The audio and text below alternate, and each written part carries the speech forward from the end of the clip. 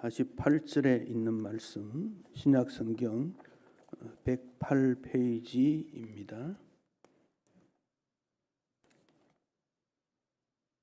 누가복음 9장 46절로 48절의 말씀 함께 말씀을 읽겠습니다.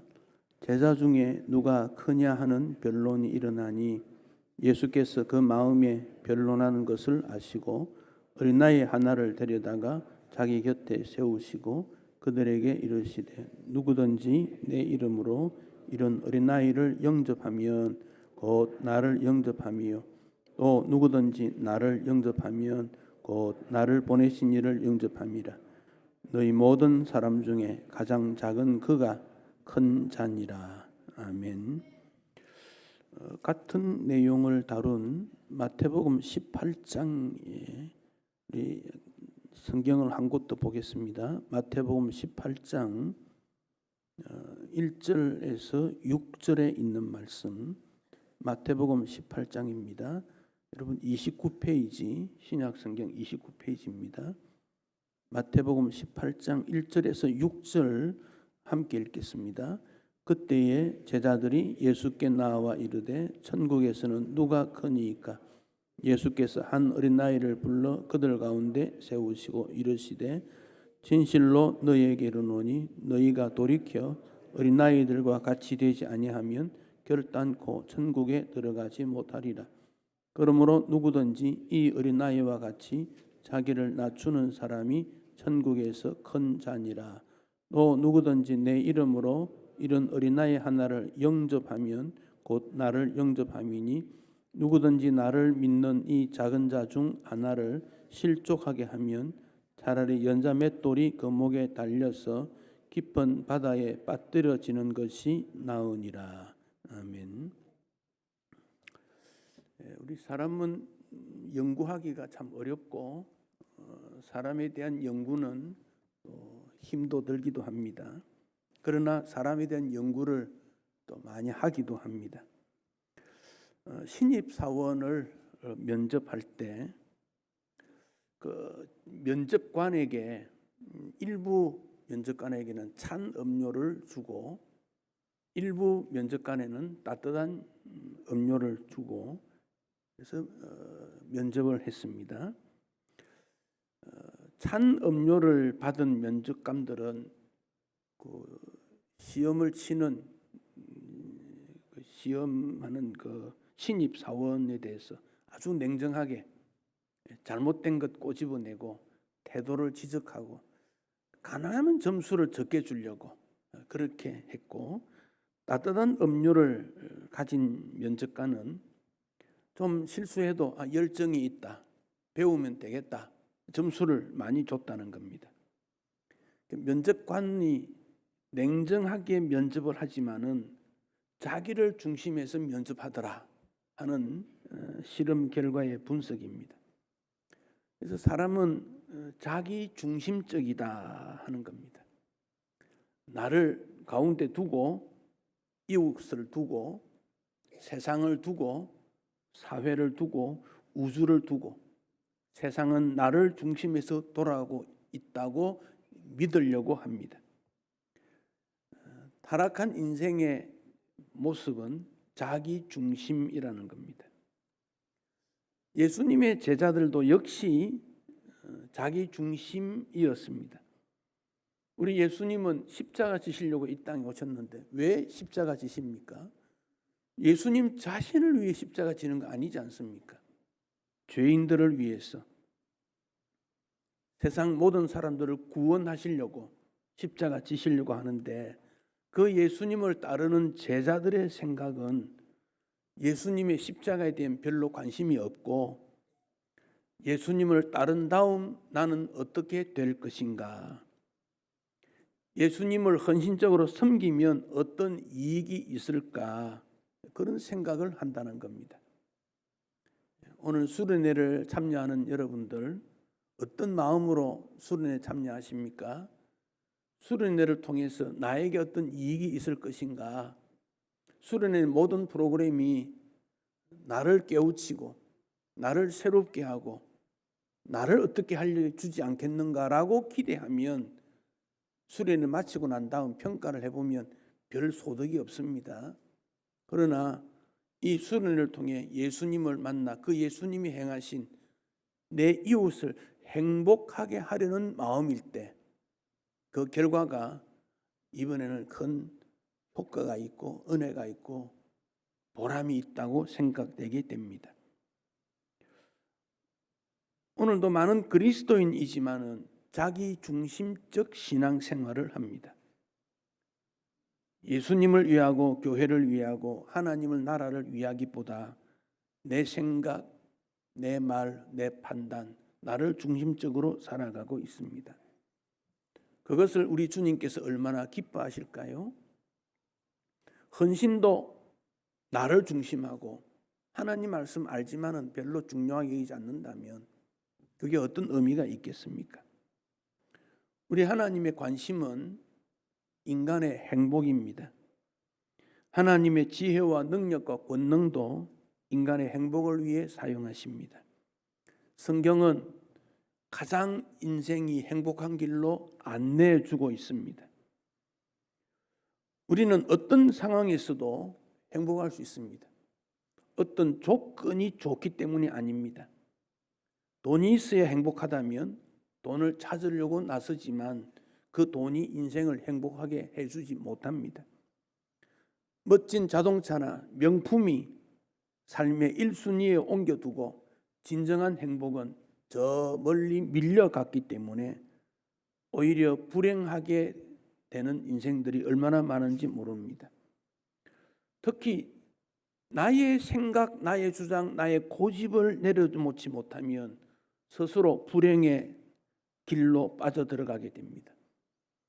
내 경험이 전부라고 생각하는 것이 아니지 않습니까? 내가 이웃의 도움을 받을 수도 있지만 내가 이웃을 도와줄 수도 있지만 이 기준이 무엇이냐에 따라서 다시 예수님을 십자가에 내모는 수도 있고 유대인들처럼 그들의 경험과 잘못된 판단 때문에 구원의 기회를 잃어버린 그런 아픔이 우리에게 있지 않겠습니까? 예수님께서 제자들을 부르신 것은 그들에게 고생해라, 한번 십자가를 져봐라 그런 뜻이 아닙니다. 인생의 행복이 무엇인지를 가르쳐 주기 위함입니다. 그래서 9장 1절에 제자들을 불러서 모든 귀신을 제어하며 병 고치는 능력과 권위를 주셨다고 했습니다. 귀신을 제어하는 것은 귀신 때문에 고통당하는 사람에게 자유를 주는 능력을 준 것이고 병 때문에 고통당하는 자들에게 제자들이 예수님의 이름으로 병을 낫게 함으로 질병으로부터 나음받은 행복한 인생이 되기 위한 것이기 때문에 그렇습니다. 제자들이 그 명령에 순종했을 때 귀신이 물러가고 병이 낫는 것을 보면서 놀라웠고 당황스러웠고 신났을 것입니다. 그리고 다시 예수님에게 돌아와서 그런 경험들을 나누면서 이것이 제자의 행복이구나 느꼈을 것입니다. 그런데 그 제자들이 예수님이 주신 능력과 권위가 항상 있는 것은 아니었습니다. 바꾸어 보면 제자들이 어떤 노력이나 수고로 얻은 실력이 아닙니다. 기술이 아닙니다. 예수님이 함께 하심으로 주었을 때 일어난 일입니다. 오늘 본문의 앞을 내용을 보면 예수님이 높은 산에 올라가서 변화되어 있었을 때 베드로, 야고보, 요한을 데리고 갔습니다. 산 아래에는 9명의 제자가 있었지만은 아들의 귀신 들림을 해결하지 못한 아버지의 외침을 그들은 돌봐주지 못했습니다. 그때 예수님이 산에서 내려오셔서 제자들을 책망하시고 귀신을 책망했지만 특정인을 향하여 책망한 것은 아닙니다. 모든 사람에게 믿음이 없음을 책망하신 적이 있습니다. 9명의 제자들은 그들의 힘으로 귀신을 쫓을 수 없기 때문에 그렇습니다. 주님으로부터 주어진 능력을 받지 아니하면 있을 수가 없습니다. 그런 일이 일어난 다음 제자들 중에 일어난 문제가 누가 크냐 하는 변론입니다. 누가는 변론이라고 했지만 마태는 다투었다고 했고, 누가 크냐 이 질문은 다시 말하면 누가 가장 크냐 하는 질문입니다. 주님의 부름을 받은 제자라면 주의 은혜가 임했다는 사실만으로 감사할 수 있습니다. 제자들 사이에 어떤 경쟁이나 갈등이 생겨날 이유가 없습니다. 그런데 그런 문제가 생겼습니다. 주의 은혜는 사라지고 그들의 능력과 공로나 그들의 실력으로 마치 권위를 가진 것처럼 경쟁과 우별, 차별이 생기게 된 것입니다. 높은 산에 올라갔던 베드로, 야고보, 요한은 그것도 못 거치냐라고 비아냥댈 수도 있고, 현장에 있던 제자들은 너희도 해봐라, 무슨 소리냐, 간섭시 말라, 이럴 수도 있었을 것입니다. 제자들 간에만 일어난 일이 아닙니다. 예수님의 병 고치는 현장에 있었던 치유받은 자와 치유받지 못한 자 사이에도 우쭐대거나 혹은 천벌을 받았다고 생각하는 일이 일어날 수도 있습니다. 이런 일은 오늘날에도 여전히 일어나고 있는 세상입니다. 세상은 우열을 구별하고 수고와 업적에 따라 보상이 달라지기 때문에 그렇습니다. 그러나 우리가 분명히 알아야 될 것은 하나님의 나라는 그런 방법이 통하지 않고 그런 나라가 아니라고 하는 사실입니다. 제자들이 시험 쳐서 예수님에게 택함을 받은 게 아닙니다. 그들의 능력으로 어떤 권위를 가진 게 아닙니다. 그들이 결심하면 귀신을 쫓아낼 수 있는 것도 아닙니다. 주님께서 주었다는 겁니다. 마태 18장 1절에서 그때의 제자들이 예수께 나와 천국에서 누가 크니까라고 질문을 했다고 했습니다. 그때라는 이 말은 마태복음을 경우에 보면 앞에 17장 뒷부분에 세금 논쟁이 있습니다. 우리 예수님이 가버나움에 가셨는데 세금 거두는 사람이 베드로에게 와서 말합니다. 왜 예수는 세금을 내지 않느냐 물었습니다. 그 세금은 성전세이기도 하고 로마에 바치는 세이기도 합니다. 그때 예수님은 베드로에게 이렇게 말씀하십니다. 임금이 아들에게 세금을 거두지 않는다. 그와 같이 하나님의 아들 예수님이 세금을 내지 않아도 된다. 그러나 세금 거두는 사람이 그 사실을 알지 못하고 믿지 않기 때문에 다툴 필요가 없다. 세금을 내자. 그리고 베드로에게 말합니다. 바다에 가서 낚시를 해라. 첫 번째 잡히는 물고기 입에서 한 세겔 동전이 나오게 될 것이다. 그때 성전세가 반 세겔이기 때문에 그 한 세겔 나오면 예수님 목과 베드로 목 그렇게 줘라 그랬습니다. 제자들은 우리가 예수님 따르면 세금을 안 내어도 되는 특권이 있는 것처럼 어떤 권한을 부여할 것으로 생각되었을 것입니다. 세상에서는 작은 자이었지만 예수의 제자가 되었으니 큰 자가 된 게 아니냐 그렇게도 생각했을 것입니다. 그러니까 모든 것을 버리고 예수님 따랐지요. 예수님 따르다 보니 예수님이 하신 기적, 능력을 보았더니 너무도 놀라운 겁니다. 먹는 문제 해결하지요. 자연 속에 있는 바람, 파도 잔잔케 하지요. 병 고치지요. 메시아였습니다. 그렇다면 예수님을 따르면 우리 제자들은 큰 자가 되지 않겠느냐라고 생각하게 되고 큰 자가 되는 일에 집중하게 된 것입니다. 교회는 복음의 은혜로 세워진 믿음 공동체이고 하나님의 영광을 위한 곳입니다. 이 교회를 어떻게 질서 있게 섬길 것인가를 위해 일꾼을 세우게 하셨습니다. 그래서 모든 성도들은 하나님이 주신 일꾼, 직분이 있습니다. 임직자를 선택하는 교회들마다 상처가 있고 투표의 결과에 따라 사람들이 마음이 흔들리는 경우들을 흔히 봅니다. 어떤 분은 장로로, 어떤 분은 집사로, 어떤 분은 권사로 선택이 되고, 또 어떤 분은 열심히 섬겼지만 사람들이 알아주지 못했거나 혹은 어떤 사유 때문에 직분자가 되지 못함에 대해 실망과 마음의 상처를 입기도 합니다. 이스라엘 백성들이 광야 생활을 마치고 가나안 땅에 들어갑니다. 가나안 땅에 들어갈 때 제일 먼저 하는 일은 가나안에 있는 7 부족을 몰아내는 일입니다. 그들은 열심히 싸워 이겨냈습니다. 그 다음 하는 일이 12지파의 땅을 분배하는 일입니다.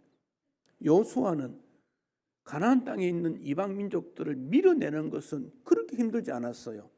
하나님의 능력과 온 민족이 한 마음이 되었기에, 또 하나님의 기적이 따랐기에. 그런데 땅 분배하는 일이 더 어려웠습니다. 12지파를 어떻게 땅을 분배할 것인가. 그래서 각 인구별대로 땅을 나누어 주고 하는데 땅이 좋은 곳이 있고 좋지 않는 곳이 있는 거예요. 그 중에 시므온이라는 지파가 있습니다.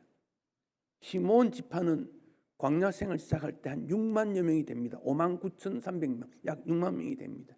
그런데 이스라엘 땅에 점점 가까이 올 때 바알부올의 사건이 일어납니다. 이스라엘을 해치려고 하는 잘못된 무리들을 통해서 음란한 일이 일어나고 24,000명이 죽는 사건이 일어납니다. 그러다 보니까 인구가 시므온 지파가 반토막이 납니다. 처음보다는 약 3분의 1로 줄어버립니다.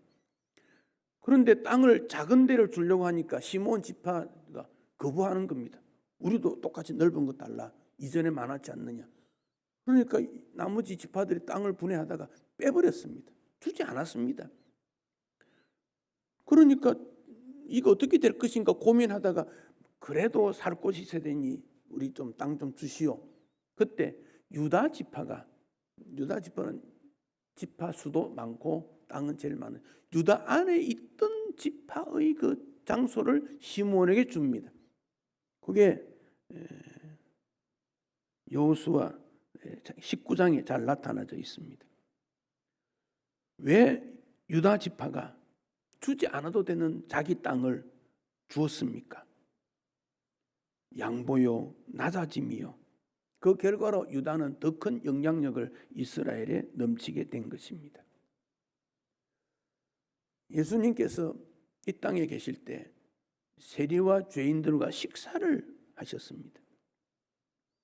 유대인들은 그 왜 죄인하고 식사하냐? 비아냥거렸습니다. 예수님은 식사합니다. 여러분, 예수님이 죄인들과 식사하면 누가 기쁩니까? 죄인이 기쁩니다. 왜냐하면 우리를 상대해 주었다는 겁니다. 의인으로 인정해 주었다 그 말입니다. 죄인과 의인이 함께 식사하면 죄인을 의인으로 대접해 준 일이기 때문에 높아지고 하나가 되는 일이 되기 때문에 그렇습니다. 양보하면서 인생 동반자가 얻어짐으로 무한 경쟁 시대에 함께 행복을 누리게 된 것입니다. 교회는 예수 복음 증인 공동체로 성령의 임함을 통해서 말씀과 기도를 통해 세워지게 된 것입니다. 그러나 교회 안에 다양한 이유와 목적의 사람들이 모여서 때로는 갈등이 일어나기도 합니다. 초대 예루살렘 교회도 사도들과 성도들이 함께 일어날 때 사도들이 교회의 재정을 가지고 적절하게 과부들의 식사를 제공했습니다. 사도들이 말씀과 기도에도 힘드는데 소외받는 자들의 식사를 제공함으로 더 일이 어렵게 된 것입니다. 사도들에게 그 일은 미숙하지 않았기 때문입니다. 그 결과 비난을 받게 되고 내적 갈등이 일어나자 사도들이 성도들을 모으고 하나님의 말씀을 제쳐놓고 공개하는 식사 제공하는 일을 중심으로 하는 것은 마땅하지 않다. 그렇게 말하고 사도는 본래적 사명인 하나님 말씀으로의 봉사, 말씀과 기도에 전념하겠다는 것을 말하고 일꾼을 세우게 된 것입니다. 그래서 사도는 말씀과 기도에 전념하고 일꾼들을 통해서 봉사하는 일, 어려운 일을 맡겼습니다. 누가 어렵겠습니까? 사도도 어렵지만 소외받는 자들의 공개하는 일도 저는 매우 어려운 일이라고 생각합니다.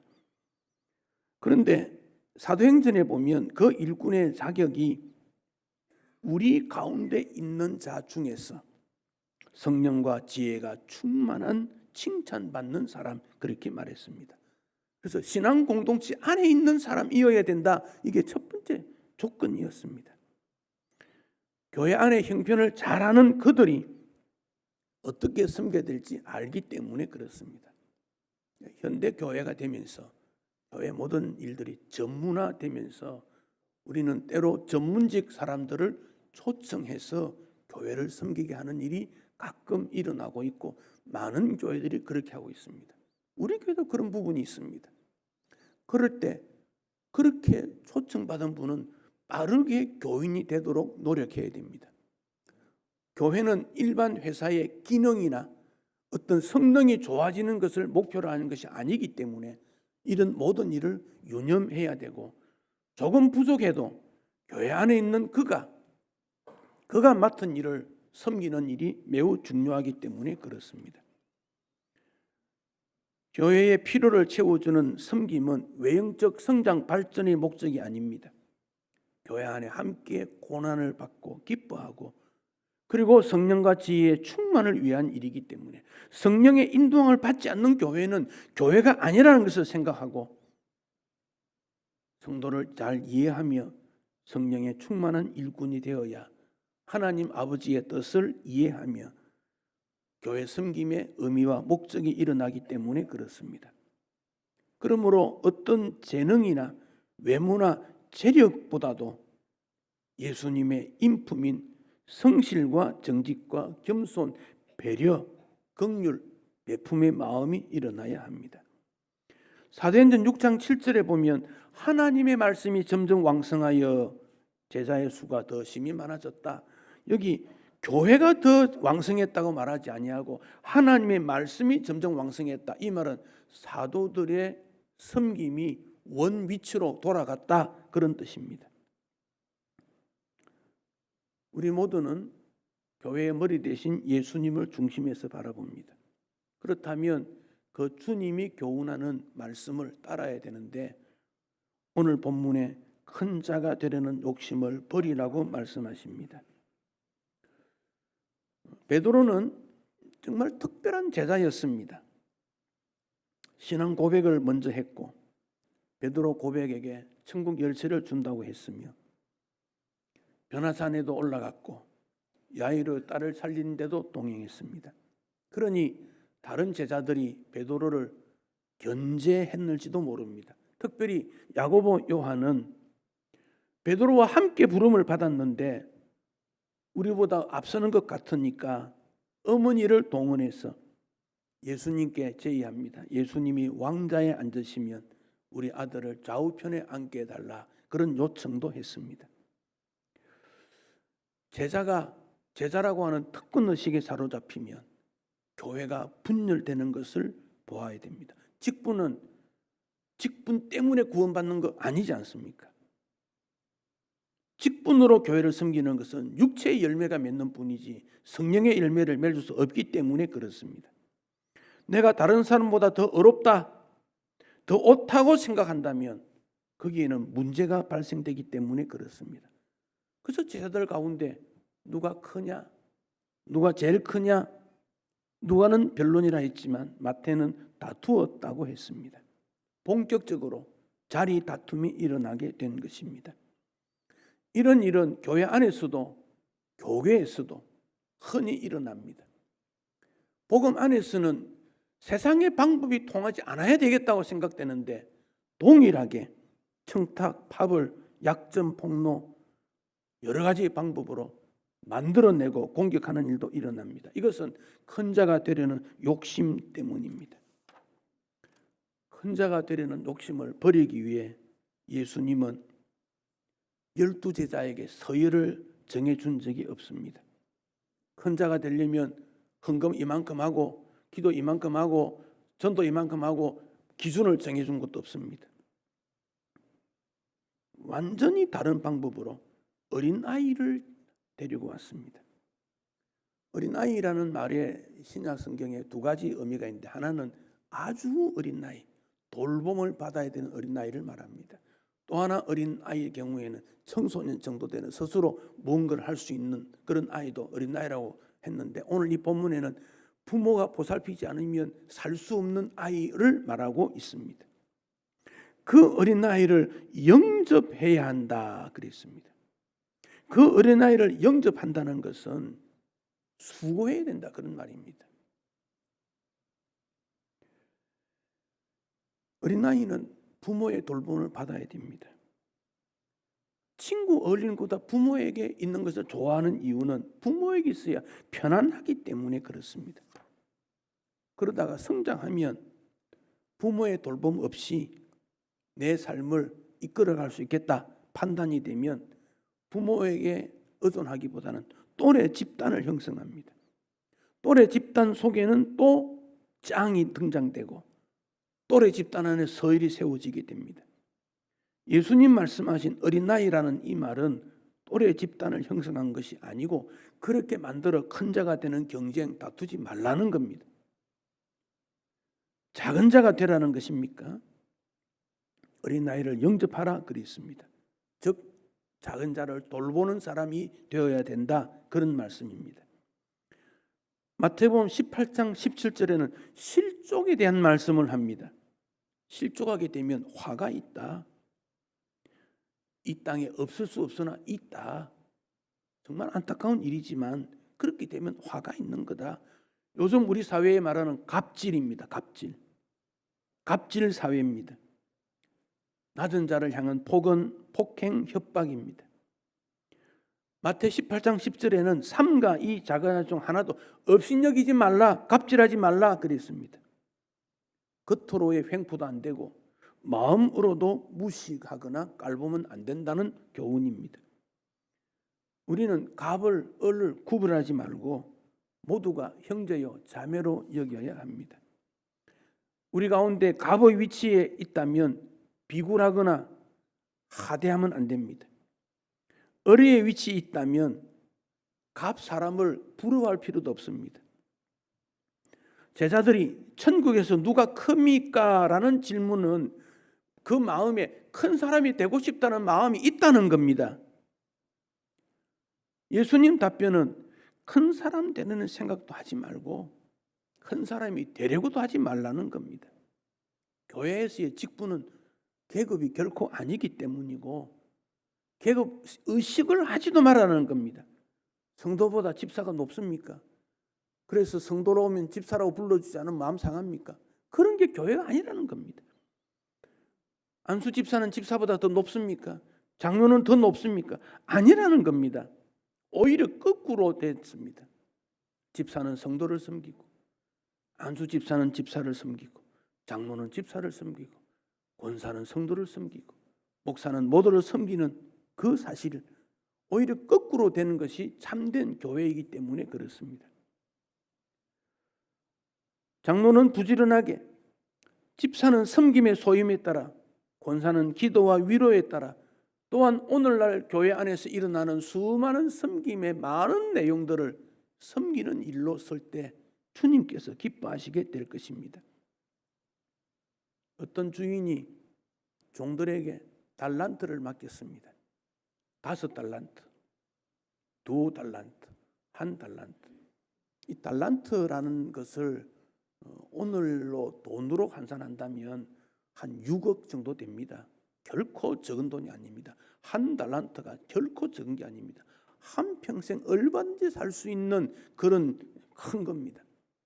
그런데 1달란트 받았던 종은 주인이 나를 무시해서 하나만 줬구먼, 그리고는 땅에 묻어둔 겁니다. 오랜 시간 후에 주인이 돌아와서 계산해보자 그랬습니다. 5달란트 받았던 종은 5개 남겼다 그랬습니다. 2달란트도 2 남겼습니다. 그러나 1달란트는 주인에게 당신은 내가 그런 사람인지 알았지, 주인에 대해서 잘 몰란 거예요. 하나님에 대해서 잘 몰란 거예요. 교회에 대해서 몰란 거예요. 직분도 모르는 거예요. 그렇기 때문에 주님이 그 주인의 입을 통해서 게으르고 무익하다, 악하다 그렇게 평가하고 바깥 어두운 것에 내어 쫓아 슬피 울게 되는 그런 모습으로 된 것입니다. 달란트라는 것은 은사입니다. 하나님이 주신 선물입니다. 그것은 복음을 위해서 하나님 나라 위해 사용하라는 겁니다. 내가 사용한 거 아니라는 겁니다. 내 목적과 기쁨을 위해 써서는 안 됩니다. 하나님이 주신 은사를 사용하지 아니하면 은사는 거두어 가십니다. 은사는 은혜라는 말의 명사형입니다. 은혜는 우리 모두에게 구원을 위해 주신 것입니다. 그리고 은사는 은혜 받은 그에게 독특하게 섬기라고 준 것입니다. 그 은사는 사용하지 아니하면 사라집니다. 은사가 있는 사람은 은사를 활용해서 지속적으로 섬겨야 됩니다. 근데 은사를 받았는데 자기에게 맞지 않는 은사로 섬길 때 이건 좀 어려운 일이 있을 수 있습니다. 그래서 나에게 주신 은사가 무엇인지를 알아야 되고 맞지 않을 때는 나는 그거 아닙니다라고 말할 수도 있어야 되고 또 나는 이것을 잘할 수 있습니다라고 말할 수 있어야 됩니다. 나이와 관계없습니다. 힘과 관계없습니다. 능력과 관계없습니다. 은사대로 주의 교회를 섬기는 일입니다. 누가 크냐라는 이 질문은 다른 사람이 나보다 못하다는 결론을 맞게 될 때, 낮고 높음이 있을 때 그것은 문제가 일어나는 이유가 잔꾀를 써야 되고 상대방을 이겨야 된다면 신앙 공동체가 아니라 복의 통로가 아니라 강도의 굴혈이 될 수밖에 없습니다. 우리 교회는 큰 사람도 작은 사람도 존재하지 않습니다. 높은 사람도 낮은 사람도 존재하지 않습니다. 모두가 신앙 안에 형제요 자매입니다. 천국을 사모하는 이 땅에 하나님의 나라를 이루는 격려 공동체가 되어야 합니다. 어떤 경우에도 경쟁하거나 다투지 말아야 됩니다. 어떤 경우에도 사랑할 수 있어야 됩니다. 존경할 수 있어야 됩니다. 그 마음으로 십자가를 질 때 주님이 높아지십니다. 주님이 축복하십니다. 격려하십니다. 교회다운 교회가 될 수 있고 주의 말씀이 왕성해집니다. 주님이 말씀하시는 천국을 이루는 일에 모두가 희생하고 섬겨서 하나님 기뻐하시는 신앙 공동체 이루어 주시기를 축복합니다.